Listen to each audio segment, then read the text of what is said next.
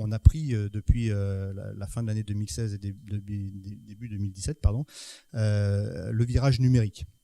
Alors pourquoi virage numérique? C'est-à-dire qu'effectivement, on considère qu'il y a un certain nombre de modalités qui changent en matière de ressources humaines.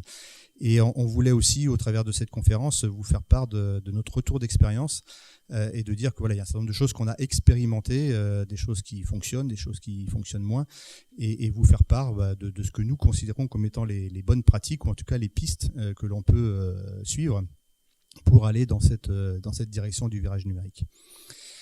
Alors, en ce qui concerne donc cette transformation numérique, c'est clair que les modèles de gestion dans les entreprises, les outils de gestion RH et en particulier de la formation professionnelle suivent un certain nombre de bouleversements.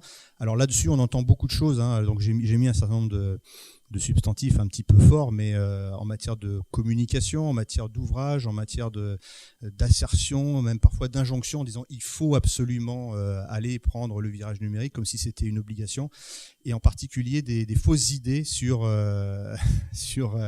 les tenants et aboutissants du virage numérique. Donc se dire, voilà, qu'est-ce qui est vrai, qu'est-ce qui est faux, et qu'est-ce qu'il faut retenir de tout cela.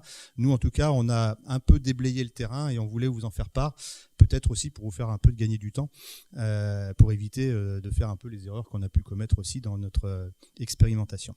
Donc voilà, c'est cette expérimentation dont on veut vous faire part et qui nous légitime, on va dire, à la partager avec vous, en espérant en tout cas que ça puisse vous intéresser.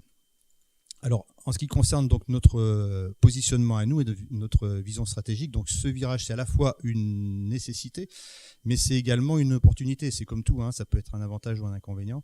Nous, on le prend comme un avantage, comme une opportunité, et en particulier d'aller dans le sens qui est le nôtre, à savoir de rester, ou en tout cas d'acquérir une position de référent en matière d'innovation dans le domaine du conseil en ressources humaines sur l'outre-mer et sur le monde francophone.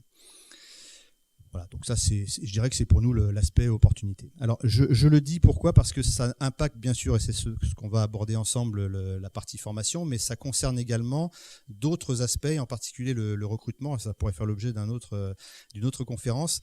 Mais en ce qui nous concerne, on travaille désormais pratiquement plus avec les outils traditionnels. Je parle même pas des journaux du samedi sur lesquels on voit plus d'annonces. Je parle même plus des sites emploi régionaux ou locaux qui ne permettent plus de trouver les candidats qu'on cherche aujourd'hui. Aujourd'hui, c'est LinkedIn, c'est Viadeo, et c'est des nouveaux outils comme là on a nommé Yatedo par exemple, qui est un système qui permet d'aller capter dans tous les réseaux sociaux professionnels les candidatures et de les qualifier et de les tracer. En particulier, il y a un outil très intéressant c'est un algorithme d'ailleurs, qui calcule le degré de disponibilité des candidats. C'est-à-dire quelqu'un qui a l'habitude de changer de poste tous les 3 ans, il y aura un système de cotation. Il y a un système de cotation qui permet de dire ce candidat arrive dans ces 3 ans, donc il va de nouveau être à l'écoute du marché, donc il faut aller le questionner et il faut aller l'approcher. Donc c'est des outils qui sont très intéressants pour nous, surtout qu'on est quand même sur des marchés qui sont relativement exhaustifs, on va dire, et les candidats, c'est toujours un peu les mêmes, et donc c'est important de les tracer entre guillemets et d'avoir finalement un vivier dynamique, mais qui soit approché non pas avec des bases de données habituelles, mais vraiment avec un système beaucoup plus moderne. Il y a un autre outil également dont je voulais vous parler rapidement, qui est TalentView, qui est ce qu'on appelle un tunnel de recrutement.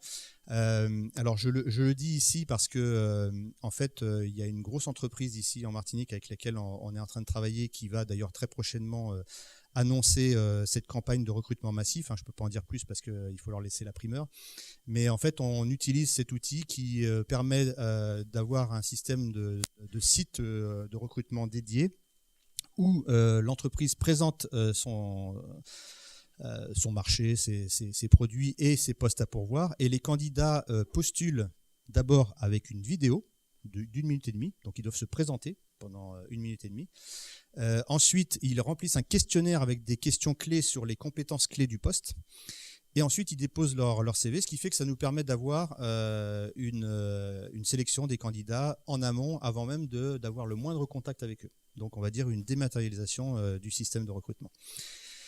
Voilà, bon, j'en parle pas plus. Ce que je voulais également dire, c'est qu'en termes de recrutement, donc le partenariat avec Jeunesse Outre-mer qui nous permet d'avoir une relation directe entre les entreprises et les candidats, les jeunes talents en particulier qui sont aujourd'hui partis de Martinique.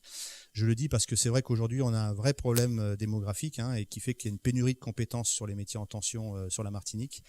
Il y a une certaine inattractivité ressentie par les jeunes talents, je les appelle comme ça, donc candidats au retour au pays, et il faut leur proposer quelque chose.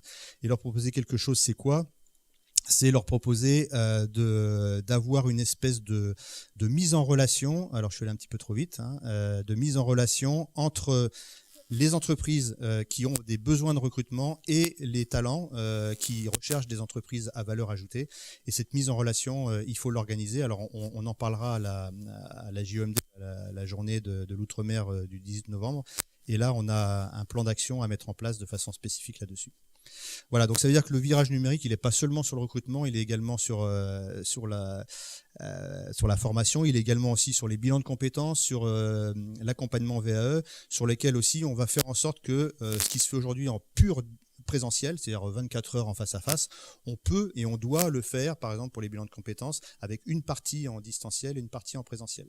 Donc ça veut dire que tous les processus RH, toutes les prestations RH sont impactées par ce virage numérique, et il faut à un moment donné se remettre en question dans nos pratiques, parce que sinon, si on n'avance pas, on recule, comme on dit. Alors voilà, nous, ce qui nous intéresse aujourd'hui, c'est ce qu'on a mis en place chez Alizé RH, c'est ce qu'on a appelé en interne le projet Ulysse.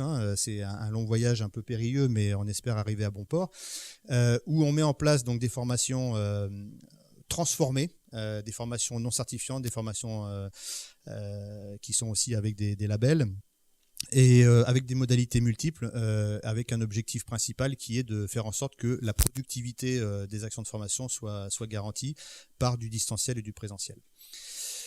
Voilà, donc ça c'était pour vous donner un tableau général dans comment s'inscrit cette réflexion au niveau d'Alizé RH.